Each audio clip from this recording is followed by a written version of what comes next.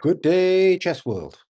So we are continuing our exploration of the book Logical Chess, move by move. And today's game is one of the very best games in the entire book. Wonderful collection. This game is going to demonstrate to you how to involve all your pieces.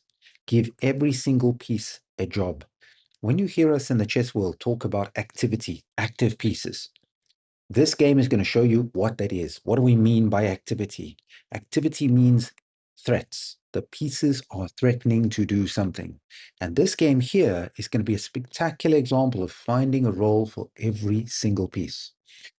We are once again returning to the queen's pawn. And this game demonstrates again that you might begin with a king pawn or queen pawn, but that does not mean that the game will be closed or open. It's up to you to decide later. So we get knight f6. This is what we call the beginning of the Indian openings, where black could play g6, which could lead to a king's Indian, a Grunfeld. They could play e6, which could be a Nimzo Indian or a Bogo Indian, b6 later on as a queen's Indian, or even c5 in the Benonis. So as you can see, knight f6 is a very flexible game against the queen's pawn game. So white plays knight f3, simply saying to black, I'm developing my knight. Let's see what type of setup you will adopt. After pawn to e6, they now play e3. This is the collie opening, something we've seen a little bit before. And the idea by white is very simple. They want to develop all of their pieces and then open the game up. So simple kingside development by white, bishop d3, pawn to c5, and now once again we see this move c3, knight bd7, maybe not the most accurate of moves, but as we'll see, black's intention is that they would like to support this knight over here and develop their bishop to b7 later on without hindrance on this diagonal. Maybe knight to c6 is a bit better, but let us see nonetheless. Knight bd2, bishop d6, castles. This is a very similar setup to what we've seen previously, and now black castles. We've seen in an earlier game how black made the mistake of pushing c5 to c4, leaving white's center unchallenged, leaving white with a wonderful platform to launch an attack. So this time, white doesn't have that same freedom, and they play rook e1. This is the intended idea, that white would like to break with e4 at the right time. And now black plays queen c7. It seems logical, looking to develop, and white breaks out, pawn to e4. What a wonderful move. Opening the game up, now that their king is out of the middle, and that they are ready, where they've got three minor pieces already mobilized. So we get this move, pawn takes d4, and white understands the importance of taking back with a pawn, so that pawn gives them a presence and a space. Now we get pawn takes, and again, this trade might seem so simple, but the way to think about it in your games, what piece do you want to stay on the board? If you take with a bishop, they will most likely trade, and then you would keep the knight. If you take with a knight, as we see in this game, well, we would most likely keep our bishop. So black smartly sees that they should not trade knights because they must solve their problem. And here's a good positional question for you. What is black's problem? What is it that they need to solve? Well, it is this bishop on c8. They need to find how to get it into the game. So here we get this wonderful platform where they play b6. Now you might take note that this position is what we call an isolated queen's pawn game. And the point with the isolated queen's pawn game isn't very simple.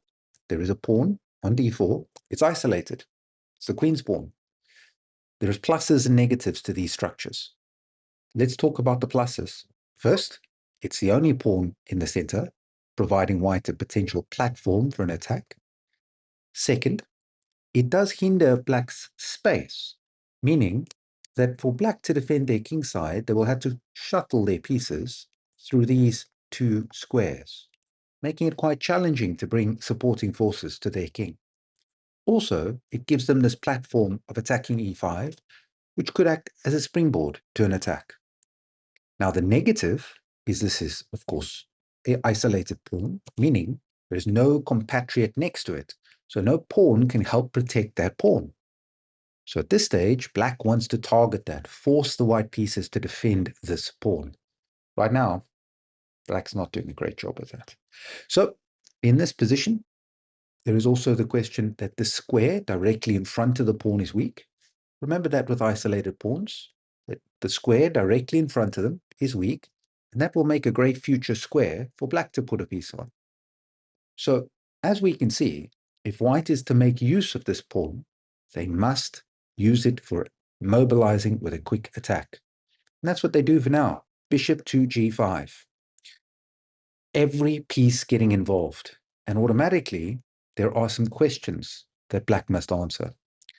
Black should, of course, try to solve problems while developing, but that's not so simple, because if they were to play bishop to b7, this is a wonderful opportunity now for the white player. White can finish off mobilizing all of their pieces and get this rook in. Now suddenly, if the queen goes back to b8, knight would capture on f6 check, and of course, if the knight captures back, bishop takes, pawn takes, and we have this spectacular position that I want you to remember. And this is a detail that we'll get later on, some other games as well. The enemy kingside is in a huge amount of trouble. This is an absolutely brilliant position. And here, this was actually from a master game in 2001, where white achieved this position and had a massive success. What did they do? Knight into e5. What? This looks like madness. A pawn can take this knight.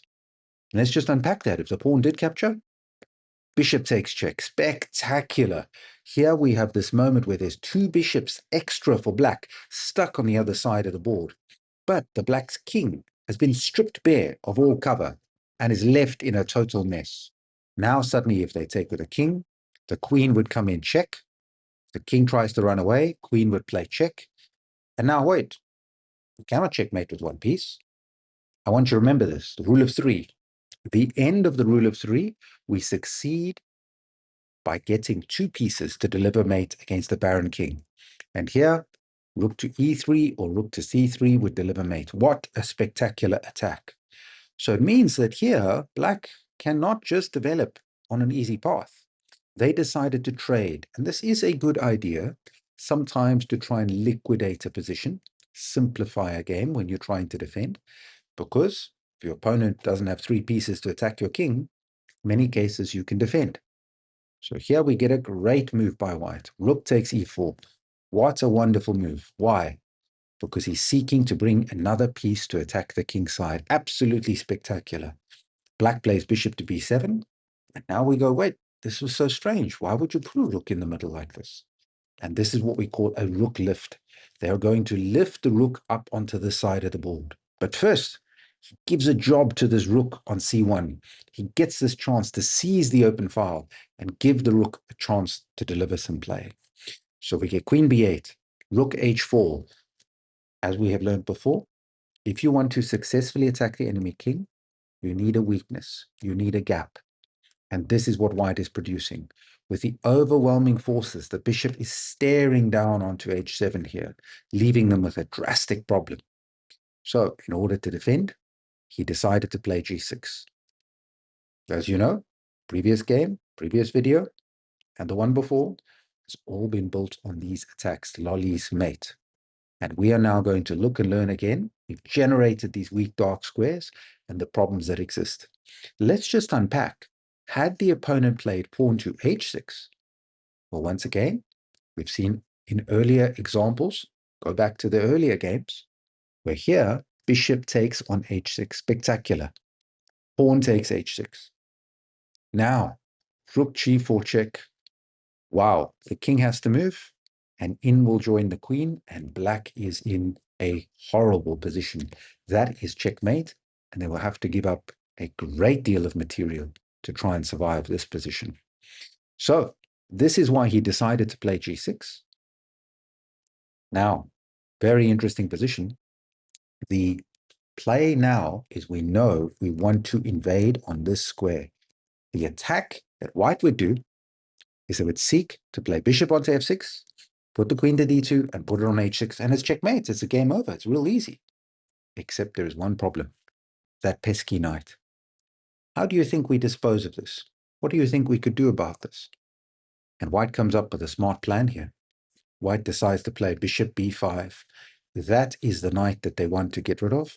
And black now defends very poorly. They're in such a difficult situation. They need to try and defend actively. But this is a very challenging position. They bring their queen back across. They walk themselves into a pin. And this is a terrible situation. So we've learned it also in the previous game. Put pressure on the pinned piece. Here comes the pinned extra piece to attack the knight on d7. The opponent defends with bishop c8. Now the whole fight continues over this bishop. How do you think we should continue? What should we do to continue? Because it seems they have enough protection. Do we bring in a queen? Do we bring in another piece? And here we get a very instructive moment. Every piece does a job. Look at all the activity of the white pieces. The rook is threatening h7. The knight is carrying this. The bishop has this pin. And we already know this bishop has a future that it wants to help to set up the lolly's mate. So many active pieces. And the rook. We now get the rook to join in. A wonderful move. Rook takes c8. Queen takes c8. Bishop takes knight. And this is a wonderful lesson to you. Generally in chess, two minor pieces are worth substantially more than a rook.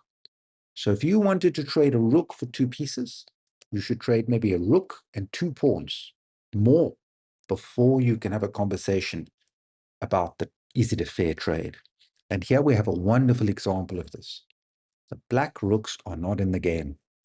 If we imagine, we could say this rook on a8 is the equivalent to this bishop and this knight. Clearly, the bishop and knight are winning this contest. So now, in desperation, he moves queen c7. And once again, we wish to focus on this kingside attack. The enemy king is barren. They have no defense. So how do we assault those dark squares? Think carefully here. This is, again, a wonderful pattern for you to store in your memory banks. In future, if you can generate attacks like this. Because right now, white just has to find how to coordinate the pieces in the best path. And what enjoys those dark squares that are weak? Knight to g4. Spectacular. Let's talk about the threat. Why are we playing knight g4? Well, in very simple terms, knight check, the king moves, rook takes h7, that is checkmate. I'll have you know, that's actually the oldest checkmate in all of chess. That's called the Arabian mate, with the knight and the rook combining to get the enemy king in the corner. Very interesting checkmate. So certainly, the bishop on d7 is off limits, because knight f6 check, we have mate, and if you really want to, you could take the queen. So he plays h5, the final pawn move that he has to try and stay alive. Knight check. Now let's unpack this. King g7 is the only move, because if he goes to h8, how would we infiltrate? How would we succeed? Well, we're just looking in for the queen. We've also been understanding in the previous games, your calculation priority should always be checks first, captures, simple threats. This is how you find this in a game. It's checkmate with rook takes check. Now, of course, pawn takes. We have this quick checkmate in this position. Spectacular. A wonderful win. So the king had to run up to g7. After us playing knight check, the king has to run to g7. Wonderful. Now, in simple terms, we just need to strip barren the enemy king position here. And we need to make sure that we invade. Look at every single piece, how it is contributing. All forces, all hands on deck for white in this case. Knight takes h5 check. Brilliant. Stripping the black king of all pawn cover. Pawn takes. Queen takes h5. Oh no. Is this background mate? We have this covered with a bishop. Be careful with that. As we know, if you launch these big attacks, you've got to be careful that your back rank isn't exposed to your opponent's counterattack. So now they play rook h8, trying to survive. And I want you to think, how do we finish off here? Because if we're not careful, they'll begin to simplify. Well, follow the process. Checks, captures, simple threats. We have here a few good checks, but a great one. Bishop h6 check. And here, the opponent actually resigned. Let's unpack why. First and foremost, if the rook captures, we would capture check, king goes back, and we have the queen and rook battery delivering mate on the back rank. Spectacular. Sure, you want to go rook g4 mate? That also works in this case. So when we play bishop takes check, they certainly cannot play rook takes. If they were to run up here, we have a wonderful mate with a queen cutting off all the squares, delivering the king out. And finally, if their king were to run backwards, now once again, we can infiltrate with the queen or the rook, queen g5 check. Thank you, king runs up, checkmate. Too many checkmates here. So what a spectacular victory that we've seen. Every single white piece involved, every single piece delivering a job. And I do want you to see part of that play on the queen side. Understanding these patterns that we've seen in the earlier games help you to notice and understand this kind of attack, to grow your knowledge of how do you successfully attack the enemy king side. First of all, white established the space advantage, opened up the middle when their king was safe. Now, when they had the platform for an attack, every single piece comes to the king side to contribute. After we get this trade, we have this very nice move. Rook takes e4. It's certainly high risk because the rook, must caution you, if it does not do a great job on this line here, as we intend, it will be misplaced for an endgame. So the bishop joined in, and now this move, rook c1, so very clever. First and foremost, getting a rook in the game on an open file. Rooks love open files. Here chases the queen away. And we can see the lack of space that black has, that this pawn has actually caused this. And I want you to see again the presence, the importance of having pawns in the center, how much space they give you. Then we get, after this moment comes in, the first weakness, the first gap that we create in the enemy structure. Now the pawn adjusts, and immediately we see all of those dark squares we wish to go after. We cannot just immediately put this bishop in, because their defender is the knight. So now we're learning some principles of attack. We see the pattern, and we want to remove the pieces that are defending. So very instructive in this case. So what we do is bishop b5, and after they put themselves in a pin, we continued to attack and build on this platform. Absolutely wonderful. They brought their bishop back, desperately trying to defend the knight, and we crashed through. And once again, now we builded the platform, attacking those holes. I do want you to see, look at the weak dark squared complex, how white has used all of them against the opponent. So a brilliant checkmate, and join us in the next one for another wonderful attacking game.